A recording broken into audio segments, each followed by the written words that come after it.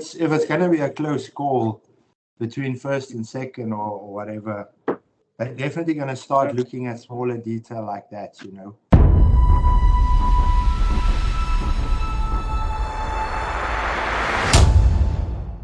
You guys in China saving some people that side. Oh, from a burning building, I think I saw something like that.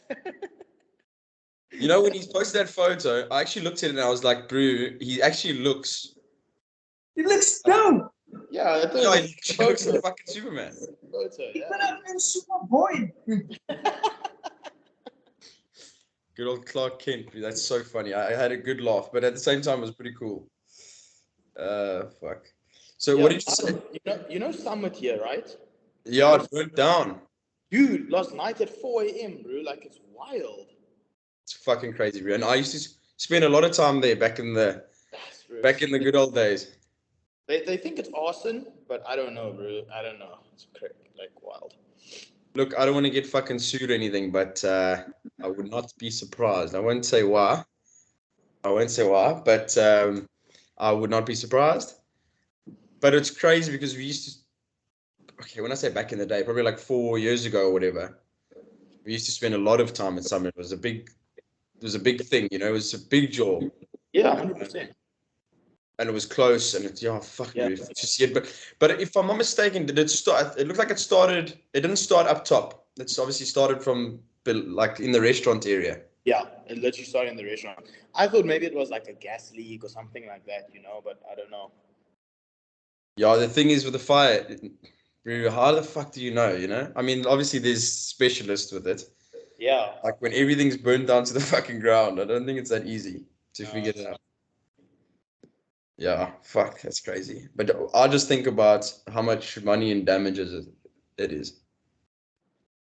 You know? I'm sure they'll repair it, but yeah, it's crazy, man. It's crazy. Gotta hope you got some good insurance, bro, because otherwise it's fucked. Absolutely fucked. Yeah. Mickey, my man, what's up? When did you get back? On Sunday. And what did you think? What did you think about the overall show? Obviously we're together, but I thought it was fucking it was crazy shit. It was insane. It was basically one of the best I ever like. Yo. It's like just hectic. It's like mass monsters.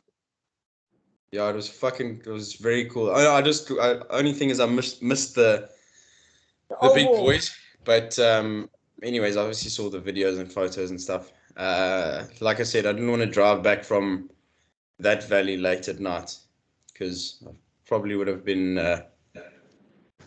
hijacked or fucking something. This weekend's Muscle Militia was quite good though, hey? I have to say.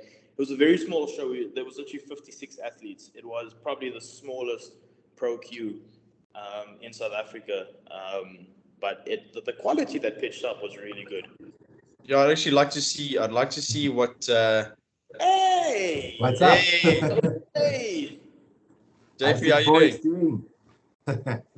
You guys good? Oh, good, man. You're phoning in from Dubai, if I'm not mistaken. Yeah, just got back. Very, very lucky. And you there with Tyron? Yeah, he's here for the weekend. Okay. And how you guys feeling for the big pro debut? We're excited. He's very tired though, very flat. We actually just came from training now, just an hour before this. But yeah, he's in a good space. He's focused, and he's excited. He's really excited. They announced the list yesterday. Yeah, it's quite a heavy lineup. So it's going to be good to see how he looks against proper guys, and obviously what we need to do on the way forward. And then 2 weeks after this, he's going to do Korea as well. So we obviously just use that to improve and see what we can improve on after the lineup and how he looks. Yeah. Okay. So what show is that in Korea? I want to follow it. I'm not sure what's it called though, but it's also Olympia qualifier. It's a pro show. Yeah. Okay. but I'm not sure what it's called. Yeah, I think it's just called a Korean Pro or something. Okay. Yeah. And what do you guys? What's your guys' goal for the show? This one now, is it top 3, top 5, top 1? Look, it's obviously it's a heavy lineup. We are realistic here. It's his pro debut. It's his rookie year, so we're obviously seeing how he's going to stack up next to those guys. But I think, looking at a top 8 for us here, because I think there's 31 if I'm not mistaken. That's what we're aiming for the first one, which I think will be phenomenal for a debut. Yeah. And then we are aiming a little bit higher for the Korean one. So we wanted to run sort of out of the past experiences with him. We've noticed like how crazy he looks with a rebound phase post show. So we're going to try to hit that rebound phase after Dubai into Korea and see how big we can push him in there. Okay. Yeah, because I know the Korean guys are always coming in with proper size. Yeah, that's for sure. With a small waist. And tell me, no matter what his result is this weekend, you're still going to do that, the second show in Korea? Yeah, we're still going to do that, yeah. Okay. Yeah. What's Yeah, the... Sorry? No, I wanted to say everything is booked and sorted already. Okay. Yeah. Okay, very cool. And what's the are you guys going for a more like a fuller look than his last show, or we are gonna push it fuller though.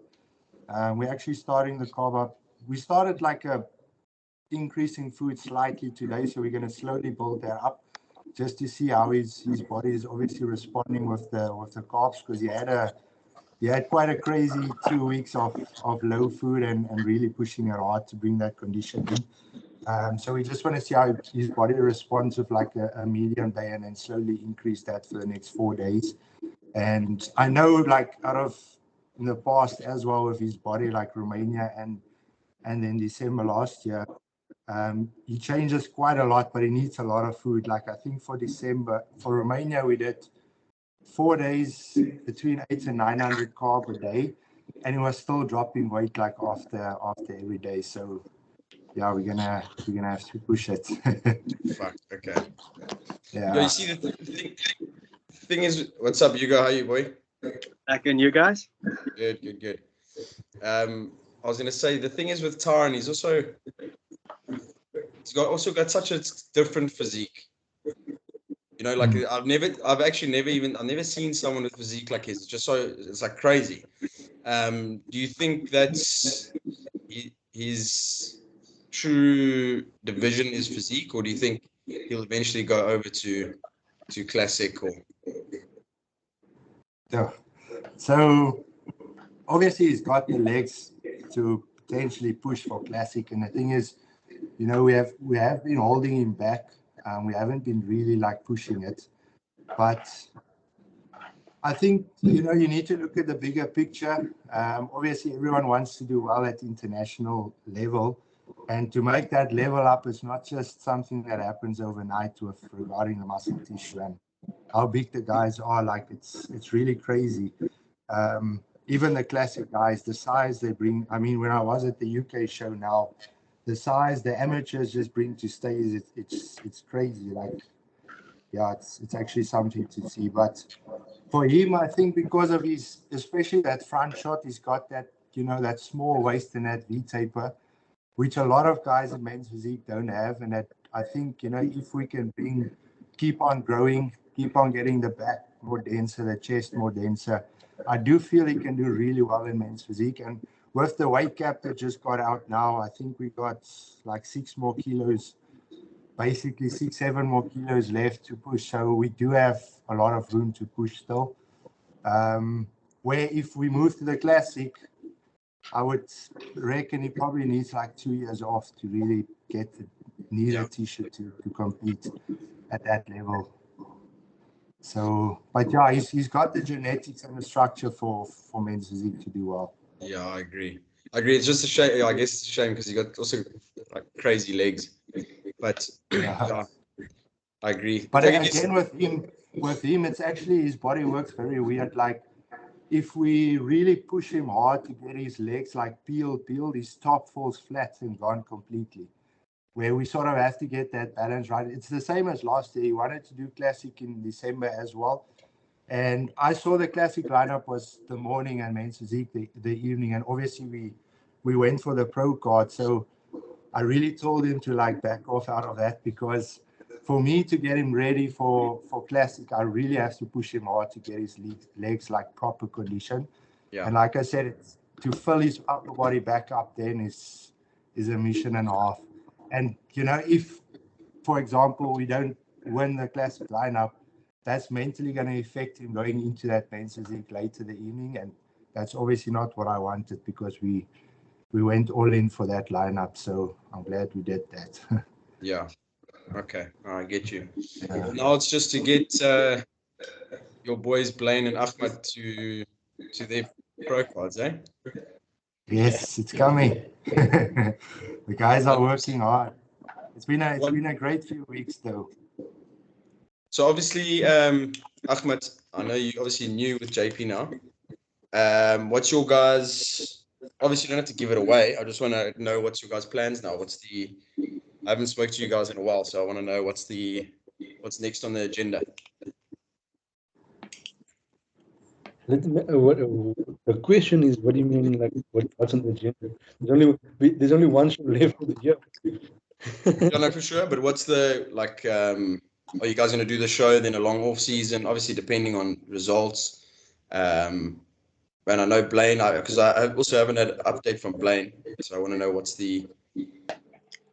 happening. Let the main man answer that. He's got everything mapped out already. So Okay, so I guess go get your pro cards. That's what it is. well, obviously we have to shoot for the top. So that's the goal. We'll see. We're obviously going to be shooting for high honors. We'll see what happens. We'll see where the cards fall. Yeah. Play as it is from there. I mean, like, it's only been 4 weeks we together now, JP. 4 weeks. I think about 4 or 5. Yeah. This is going for, I think this is the 4th or 5th week. Yeah. And so I mean, so far so good. I mean, there's only so much we can say. I think the work we've been putting in already speaks for itself. For myself and Blaine, I mean, the updates have been coming up on social media, so the proof's in the pudding. Yeah. That's the main thing now. Is just taking it day by day, bro, and just ticking the boxes off, and making sure everything is done to the T. Yeah. Just obviously we're shooting for high honors in December, and then from there, obviously JP's got a plan of a recovery phase from there, or rebound phase and recovery phase, and then we'll take it from there and see how things go. Definitely looking forward to see what we're gonna cook up this off season. Like, after just being 4 weeks together, and I mean, I think he's already got an idea of what's happening with my body, so I'm happy with what the tweaks and stuff. And I mean, just with the minor tweaks and stuff he's been making his body's responding like crazy. So I'm excited. I'm very, very excited for the future. I'm excited for the next 10 weeks, and even for time after that.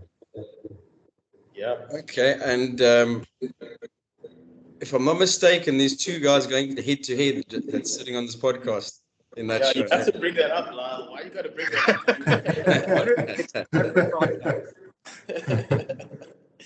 up? So that's my job to rile you guys up.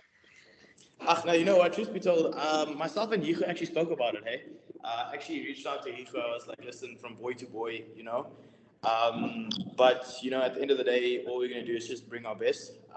JP has his hand on everything, and I kind of preach about it every single day, whether it be to my girlfriend or to whoever it is that I'm talking about. The best choice I made was moving to JP without a shadow of a doubt. in terms of prep and how things are going. I don't think my body has ever responded to food or anything the way that it has. I mean, at going on to 10 weeks out, energy feels good. Training is good, recovery still feels good, and the body's in a very good spot. Like I said, the proof is in the pudding. JP really has, I don't know, he's figured it out. Damn grateful at that as well, and excited to see what we can pull off. The man's ambition and what he does. So the plan is to just bring in a better package. We've already done that. May change what needs to be changed. We're bringing a fuller package, fix the weak points, and JP just says, and I do, and it's paying off. And I'm excited for it. So 10 weeks to go, 10 weeks to push, 10 weeks to bring a different plane, and I'm excited for it. And without a doubt, I'm sure we're going to do that. 100%, bro. 100%. And same question, you go. Who's going to win, bro? Yeah, you can't ask stuff like that, dude. Come on now. It's up in the air. It's up in the air. No, listen, like, seeing the updates, like, recently of Blaine, and I told him, like, actually on Sunday when we had our check-in, I told him, like, you just look fuller, like, so much rounder, and it's strange because it's like, I don't know, it's like this small little tweak that just makes him look fuller and bigger, and he looks extremely imposing. And I'm loving to be able to see it, because I remember, like, last year, like, we were talking about how, he wanted to compete, he was getting ready with the prep, and then things just didn't happen. So for me, I love it because, again, I just get to stand next to my boy and we just get to go and just have fun. Like, all I want is us two next to each other, just battling it out, having fun. Yeah. And at the end of the day, I'm leaving it up to the judges, because we're both classic, but we're apples and oranges. Nobody has the same physique. So at the end of the day, I'm going to bring my best. I'm sure about that. I'm damn sure he's going to bring his best. So I just want to have a good time, and I'm excited to go and battle, put on a show for the people. Like, Yeah, that's what I want to do. Yeah. Like, not just like have a quiet, like, I want the crowd to get going. So that's what I like having Blaine, like, next to me. Like, he's we know we fire each other up, like, so much. So standing next to each other and posing, I think there won't be one moment where I even actually really look at him as like my opponent or my rival. I'm just gonna be like, yes, this man is jacked. Like, let's go. He's looking good. I'm looking good. It's a lucky day. Let's just go at it, So yeah, I'm just excited because, again, his is in JP's hands, and I believe that's gonna go amazing, as it's already gone. And mine's in Blaine's hands, so I just leave it up and just go do my thing. 100%. Look, I agree. I saw Blaine's updates. He's looking like, almost like a different person. JP, what's your trick? Why is he so? How did he pop so quickly? Give them more food and not less. As simple as that. Good night.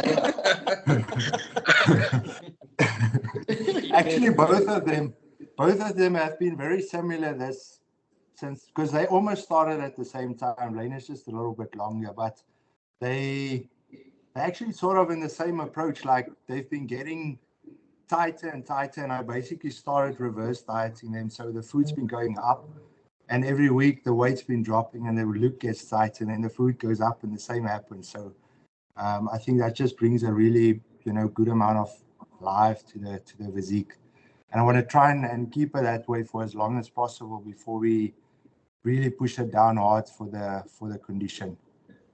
Yeah. As long as we can get tighter and tighter every week. And so I'm actually got a question for you. How do you, obviously every coach is different, but how do you balance with a guy like Blaine? He's in classic, he's got to keep his shape and put on size. How do you balance the, with regards to food, like not pushing him too much where he kind of, he might I don't know, his digestion, his stomach, things like that, because we know that he still needs his midsection to be tight and all that good stuff. How do you balance, putting as much size as possible, but also not letting it affect him? Yeah, so obviously, first of all, we'll always be using food sources that's going to digest well. I mean, every week, they send me back info, all the data on if any meals or anything is not digesting well, because I'm pretty heavy on the digestive side of things. Because as long as your body digests that food fine, there's literally not going to be any negative impact on the gut, no inflammation or any of that. And then obviously just staying on top of posing. I think that's one of the main things people slack on, and why a lot of people start getting like extended in the guts and stuff in the off season is basically just because they relax their midsection. I mean, while you sit, while you walk, I always tell people, keep your midsection tight. Don't just let it relax. And I've seen it actually on stage, even this past weekend, guys just relaxing it. Like they just want to go and like, come on, just get it in. But because it really breaks a physique, it does. So I'm heavy on that. And then, like I said, the posing, staying on top of your posing throughout the off season is really just going to help you have control over that midsection. Yeah, no, for sure. Yeah, actually, I also noticed that quite a bit this last weekend. I think with both shows, obviously, I was at the IBFF, and then I watched some videos from the NPC show, and it's like quite a prominent thing. I look all over the world, because look, it is tough. Guys get tired and they kind of forget about it. Yeah. But specifically, yeah, guys just kind of let their stomach go, and within that split second, it literally, like you said, it kind of ruins the whole. It does. The whole look, and even from from the back poses, the guys are still letting their stomach completely out, and you can actually, if the judge is on the far side, you can actually see it. If guys don't realize that, you can see that, and it kind of ruins the whole situation. So it's very important that that obviously a coach like you kind of just drills it into them. You've got to be on point at all times. I mean, if other guys are breathing, and that's even, international shows, they keep you up there for 20 minutes fighting it out because they want to see who's starting to fade and who's starting to breathe heavy. So stuff like that does count against you eventually. So yeah, it's good to win that. I actually want to ask you guys, I want to go back, but I want to ask everyone, did you guys watch that the show with Regan Grimes and Nathan Dasher? Yep. What are you guys' thoughts on that? It was a bit of like, it was a weird kind of, it was just like a weird situation. I thought, personally, Nathan kind of acted like a bit of a chop. Like, if you lost, you lost. You take, even if you don't deserve it, whatever the story is, you kind of just take it on the chin. You won the last show, like, and Regan beat him, and you kind of go, okay, well, fuck, this is what the judges wanted. It's not what I wanted. Of course, everyone wants to win. But you don't fucking go like that, in my opinion. What do you guys think? Ahmed, what do you think? Okay. Sorry, there's like 19 people on this podcast. The first time we have a full house. This goes back to what we've always spoken about when it comes to judging and judges and shows and how athletes respond to shows. It's all good, fair and well. You can be upset, but be upset with the right people. Like, yes, he acted like a chop, right? But he was mad. It's like he was upset with Regan. Regan's not the one who decided the win. He's not the one who made the decision that he's winning the show. It's the judges who made the call. So go and speak to them. Be upset with them. Don't be upset with the world. Don't be upset with the athlete. It's got nothing to do with the athlete. I mean, I would like, for instance, if I was Regan, I would have felt like a chop. I would have felt shit if I now won a show and now people are booing. I mean, that's already something.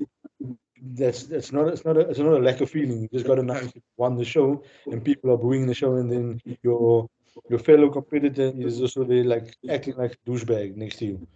Like, come now. It's not like we always say it on this podcast. We always say it.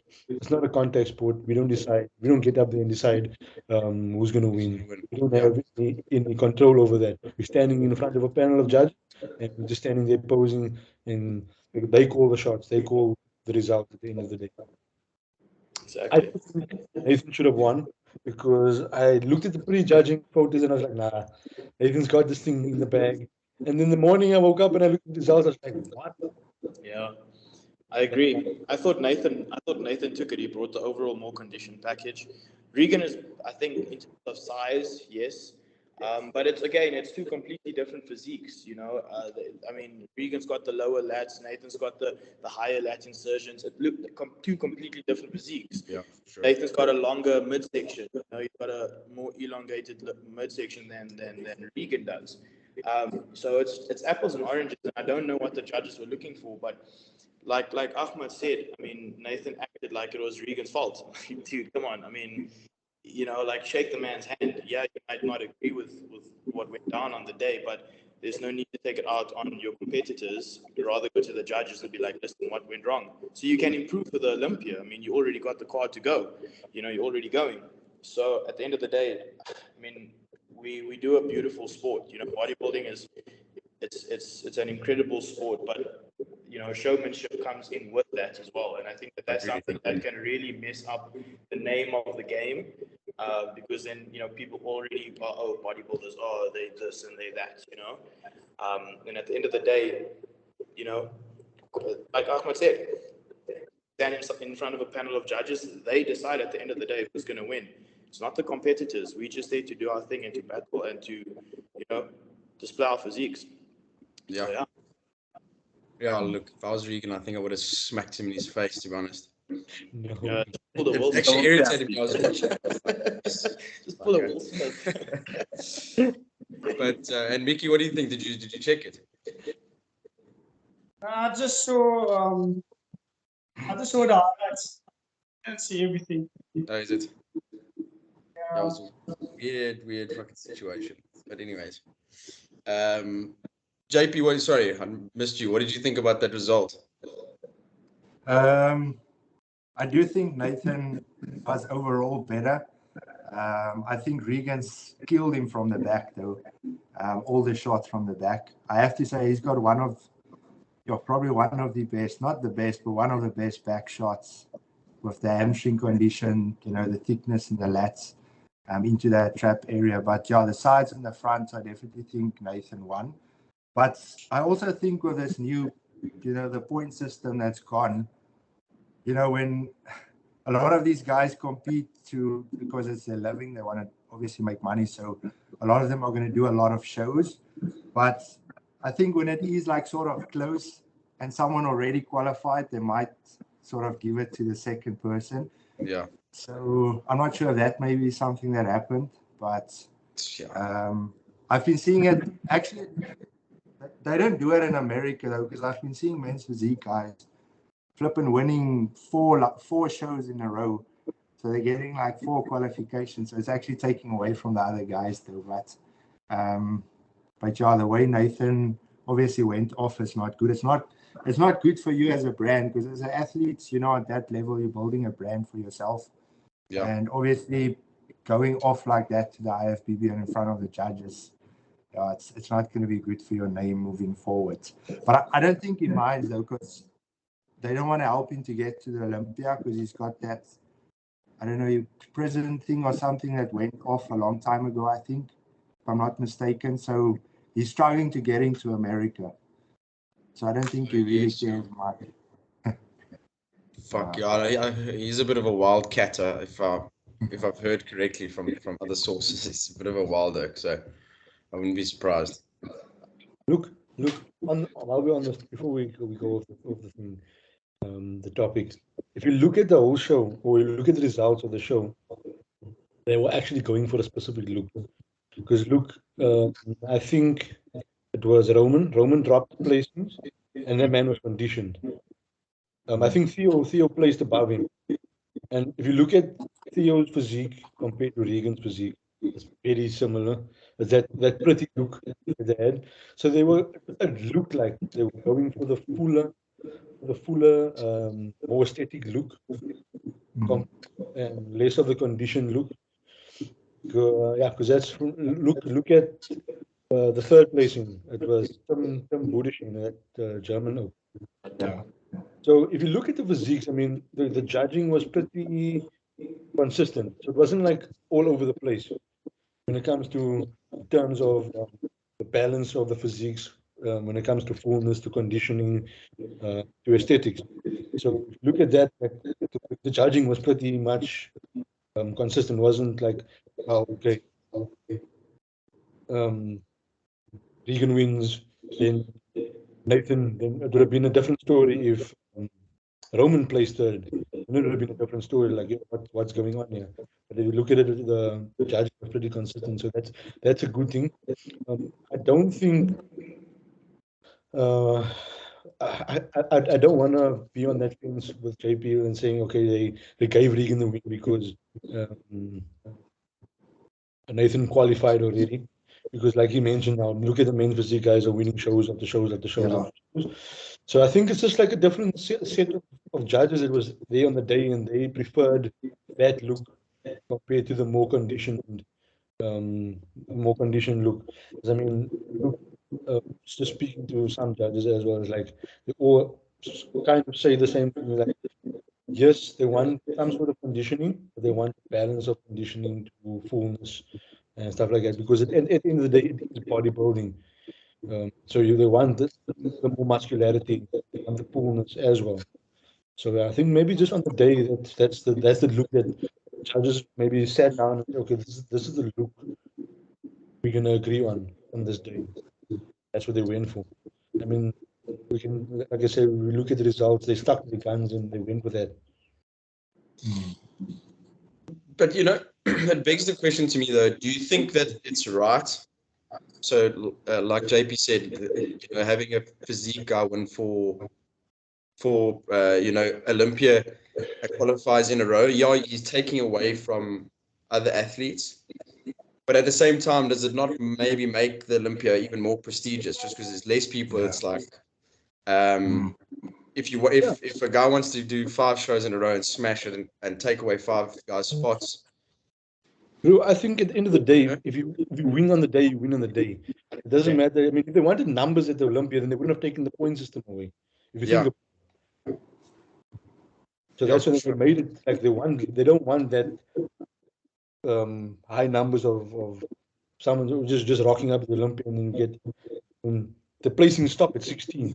I mean, the last Olympia there was like 30 guys in the open class, if I'm not mistaken. So I mean, if they wanted numbers, then they would have. Yeah, I think a while, back in the, I don't know if it's 90s or 80s. I think it was more prominent where guys were doing like 5-6 shows and then straight into the Olympia. They like just winning every show. I think it was like Dexter and them. I'm not too sure. I can't give names, but they did that a lot. Look, if I was in that 15 to say 5th in the Olympia range, I would probably do the same thing. If I knew I can't win, I'd be like, fuck, might as well just bring in as much cash this year as possible and then do the Olympia and see what happens. I don't know. It's hard to say. I'm not qualified for the Olympia, so I can't comment. Anyways, I wanted to actually speak to JP about Dubai. When did you decide that you're gonna move to Dubai, and why? So it's always been something I wanted to do or think about doing. And December, when we were down here for 3 weeks, I sort of used the time to just see how it is. And yeah, I wanted to stay straight away. And the biggest reason why for me is just, the environment, learning from, being more around Cal and people like that I can learn from and follow around. And just the drive I get from it, I didn't get much of that drive anymore. It sort of stopped in SA. Not that I did not get it, but I was just, I feed a lot from from the energy around, and there was just a lot going on back home. And also I wanted to get more involved with, bigger shows, especially after I went with IFBB to Worlds, I think 2-3 years ago, and just seeing the quality on stage, it's insane. And I just wanted to get more involved with shows like that and be more, going to check shows like that and learning more, and all that kind of stuff, and just growing the brand. Obviously, the goal for me is to grow the brand internationally and not just in SA. And I just also felt like staying in SA is not really going to get me, out there. Yes, maybe it can, but there's bigger opportunities out there that I can go for. And obviously, the same goes for my people. The more I learn, the better I can get, the better I am for them. And yeah, end of the day, I want to learn, and what I'm learning, take that back home to, like them. They are coaches as well, so we all work together and just grow our people forward and grow the country forward, because there's a lot of potential in SA. So I would really like to see more people come out to international shows, and I know it's expensive, but hopefully with time we can make that happen more often with quality athletes. Yeah, for sure. Yeah, but a lot of interest in Dubai and wanting to go there, but I've never, how do I say it, like took the leap, even just to go visit. What was it that I know you said about obviously being in the right environment, but is there like anything else about Dubai that you're like, this is the place? Well, besides the fact that you go to the gym and you bump into every Olympian that you almost can see or think of. Yeah. It's very motivating, not just for me, but for athletes and stuff to go train here. And the people are so supportive. Like, I mean, I'm just thinking back home, like I got a lot of, I want to say, like, I'm always someone that stays in my own lane. Like, I really don't, I always try and be good, but the more success the brand achieves, the more hate comes back to me from others sometimes, and that's really sad. It's really sad. And it's so good for me, with these two as well. We're all working together, and like, especially the younger coaches, I feel like they work together a lot more. Things really go well. Everyone feeds from each other. And like, yeah, I mean, me and Steph went on dinner the other day with 4 or 5 other coaches. Sergio was also with, and everyone was just like sharing info on how to grow the brand, like sharing coaching info there. I'm just like, yes, it can just happen at home as well. It would be really good. And I think, we would really move SA athletes forward if everyone just starts supporting each other more and, move the industry forward in SA. Because like I said, there's a lot of potential. It's so true what you said. And me and Mickey literally spoke about this for hours on end. That's what we're trying to do with GHR now, and it's just trying to get people to all together, share ideas, and not be selfish, just because that's a fucking huge thing here in South Africa. It's like, I think it's mostly in this industry, it's just egos involved and, being selfish and whatever. It's crazy to me, that everyone knows that the lone wolf doesn't always get to the top. It's about having the right people around you, like you said. And I find it very funny that people want to take away from other people to gain from themselves when they can just kind of come together. So hopefully we can do that in SA and with GHR and whatever, and just try do turn it into something like that, and do like you have in Dubai. The only problem is to get through to people that have gigantic egos is not easy. I've tried many times, but anyways, let's see what happens. It's going better already, so there's good movement. I agree. I think there's a lot of I think people have realized it now, you know, like now that the sport is growing a little bit more in SA, people realize, okay, you know, who's who in the zoo. Yeah. I think it's the younger generation, like JP mentioned. Yeah, for sure, for sure. I actually want to ask as well, and I don't know if the rest of the boys also like kind of feel this way. JP, with your brand, it's almost like you're one of those guys where and you tell me if I'm wrong, where it took you 10 years to become an overnight success. If that makes sense. It's almost like not that you weren't like a good coach or whatever the story is. Just it seems as if just from the outside perspective, social media, whatever, it was just like this huge boom all of a sudden. Do you also feel like that, or was that just me being ignorant? No, probably looks like that outside, but Yeah. yes, I've literally started from rock bottom. I'm not gonna talk the whole story now, but I started as a PT where I already started my online coaching, and that was in 20. I think it's about 7 years ago, six. And then, I did 2 years PT, and the online started growing a little bit faster. But yeah, I literally started from rock bottom, and I mean, I left everything in the Eastern Cape, all my PT clients. I went up to Joburg with literally 0 clients.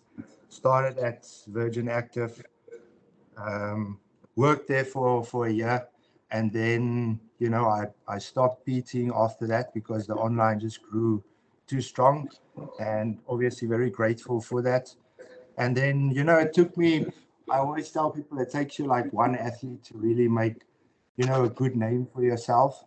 And this is true though. Like if no one knows you, people obviously look at, besides from how you work, before they ask on how you work, how your service is, they want to see the results and stuff.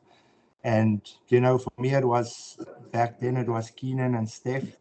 I made them SA champs. That was in 2019, I think.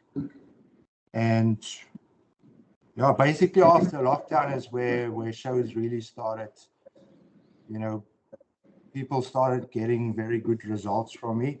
So I would say the past 3 years have been really good, not just now. No, for sure. I think that's why I was mentioned. It's that's how it seemed from the outside, just because everyone knew you and whatever, and then all of a sudden it just seemed like boom, just this fucking explosion, and everything seems to be going very well, which is awesome. Just from my experience, look, I haven't been with JP. I think he's going on about like 8 weeks now. I think, coach, roughly. And I mean, being able to spend some time with JP over the past 2.5 weeks, it really put things into perspective for me a lot. Being with previous coaches, it's really shown me what sets JP as a coach apart from so many other coaches in the country.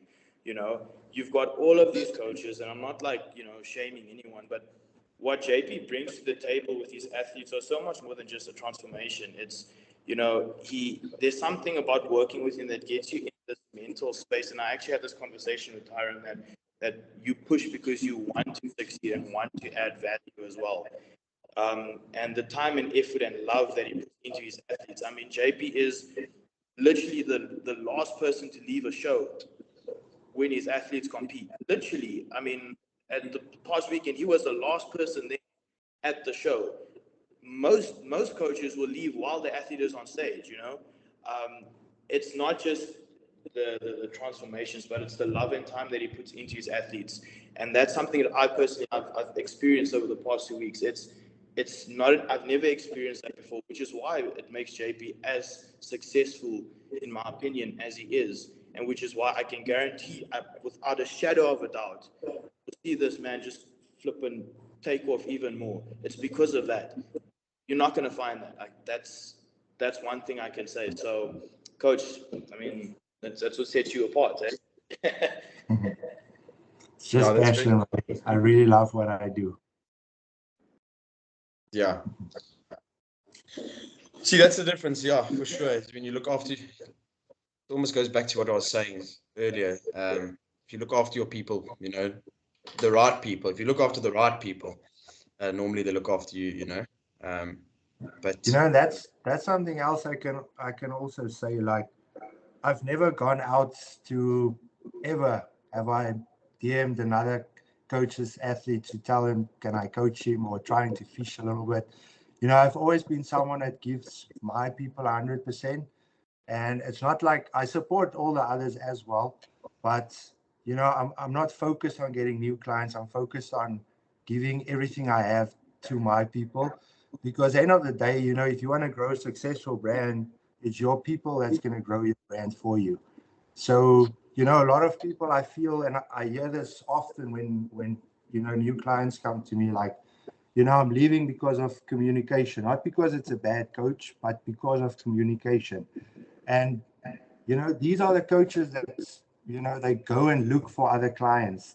They go and fish. I mean, there's so many coaches in my athletes DMs, and they send everything to me. And, you know, these are the coaches, it's their athletes that leave them to go to other coaches because of communication. Like I said, not because they're bad coaches. So yeah, it's really important to put all your focus into your people and make sure that they, you know, are happy and the best they can be. yeah, no, for sure, for sure. I mean, that's a huge thing as an athlete. I mean, you know, that's all you want is to know exactly where you stand with your coach. So I mean, just that's like the biggest thing. But how do you now at the stage we are now? How do you find time to balance? Because obviously you've got a lot of clients, and you obviously want to be tentative to every single one of them. How do you balance your time? You know, to give them all the necessary attention that they need. So To be honest, I don't have balance at the moment. I only have client work. um, yeah, I think I'm not sure if I spoke to Blaine about this, but yeah, I'm at a place now. You know, I'm really hungry to get the brand where I want it to be. I want, you know, I want to coach at the highest level. I'm really passionate about it, and I'm not even gonna lie. I'm not joking when I say I work 18 hours a day just on check-ins. It's not just, you know, 20 or 30 check-ins quickly. And I make sure that I really go into detail with all my people. And one thing that I've done, I've basically, you know, moved all my lifestyle clients to the new coaches I have on the team now. And obviously all, you know, newer athletes that haven't competed yet or lifestyle goes to my other coaches. So they still sorted. I still, you know, check up on the work with them with calls and stuff like that. But it just basically allows me to focus more, I want to say, on the serious people, because obviously, you know, they're not the people that need, you know, 2 hours of attention to motivate them to go to the gym. Yeah. I am at a point now where, you know, I'm working with people that's laser focused and, you know, they get the job done. I don't have to like ask them the whole time to go and do this or please do this. So it helps. It helps obviously when your people are like that to make my work easier as well. Yeah, it's very important. Having clients that actually put in the effort makes a big difference, hey? You know, I started my brand as, you know, someone that wants to help people. Obviously, you know, not everyone is going to be like this straight away. And that's also why, you know, I'm getting the coaches on board now so that we can make sure we still give that same service, the same work. Just obviously not 100% my time to them, but they are in very good hands. Yeah. And we can still help more people, yeah. And yourself? And yourself as a competitive bodybuilder, is that now on hold? Is it done? The other guys are smiling because they obviously know I'm out of the loop. I'm not gonna lie, I missed the challenge in my life, but you know, I think I'm done, because I'll always live the lifestyle and, you know, train with my guys and stuff like that. But for where I'm at now, I'm planning on, you know, hopefully traveling quite a lot this next few years with athletes and stuff, and going to shows, helping them. And with the number that I'm coaching now, I don't want to say it's not possible, but I personally feel like I won't be able to give 100% to both. I mean, I go to a show, you can ask Blaine, I have one protein bar the whole day. And even my clients bring me like food and Nando's, and I can't eat because it's too busy. JP lives on monsters. you can't half-ass bodybuilding, eh? I'm all 100%, or I would rather not do it, like competing now. And I don't get the same drive, when I stand there and I see my people on stage. I don't even get close to the same feeling, goosebumps then for myself. So the passion is definitely higher for coaching. It's interesting. I want to ask you a question. But I miss the challenge, I'm not going to lie. The routine of like prep, I miss that. For sure. Okay. Before we run out of time, I want to ask you a question and want JP to speak. Yeah, go for it. I want you to speak about working with Cal, your mentorship, how it started. Just a brief one. I don't have to go through the whole story. I know it's probably a whole story. I'm very grateful for Cal that got into my life. Yes, I've learned a lot from him. Like a lot of where I am today is thanks to him. That's always pushing me in the right direction and stuff. And I can still go. Obviously, he doesn't coach me now anymore because I don't compete. But I still, to this day, if I message him for help, or an athlete or anything, he's quick on response to help me. So, but I obviously started. I'm not sure if you remember the muscle mentors. Yeah. They obviously stopped now. So I started on the seminars and stuff on there like 5 years ago when I was still like not even really coaching, just to learn and stuff. And he was obviously on there. And then I think 2.5 years ago, I contacted him for coaching. He sort of started coaching with me. We did a full year, which I never even ended up competing just because of work. But I'm grateful for it because, like I said, that year helped me a lot. Me and Cal grew a lot closer. And obviously, when I was in Dubai, I met him for the first time. And we just, we spent the whole week training together. And I was basically, which was pretty cool. I was following around with doing check-ins with all these pros and stuff in the gym and seeing what they're doing. All that stuff is very motivating. So now we're pretty close friends. So like I said, I'm very grateful because he's played a big part in my coaching career to this point. Sure. You guys will love him. And I'm actually not allowed to say anything, but I might have some awesome stuff coming to SA sometime. Okay. Yeah. Through that podcast. We really, like I said, I really want to try and get more cool stuff to SA coaches and athletes to, just learn more and stuff like that. Yeah, 100%. Oh, fuck. Is it sorry? Before we go, is it just me or does Mickey look like an angel? This new What? It's like fucking just white in the background. Can't see anything. Anyways, I won't keep you boys any longer. JP, thanks for coming on. It was actually very, very cool. Hope to meet you one day. I'm sure I will. And yeah, good luck to all your athletes and Taran. I must actually give him a call and wish him luck. It's actually his birthday today. I sent him a message, but I think I got blue ticked. He at least got 2 extra rice cakes post workout. But thanks for having me on, man. It was really nice. You guys are a positive crew. I like it. Keep doing keep moving with the positive energy. It's really awesome to see. Sharp, bro. Thank you. Appreciate it. Sometimes we need 2 or 3 on this podcast. Some people don't pitch on this podcast. I won't mention it. Yeah, we'll have to. It's fine, Blaine. I'll give you a call tomorrow.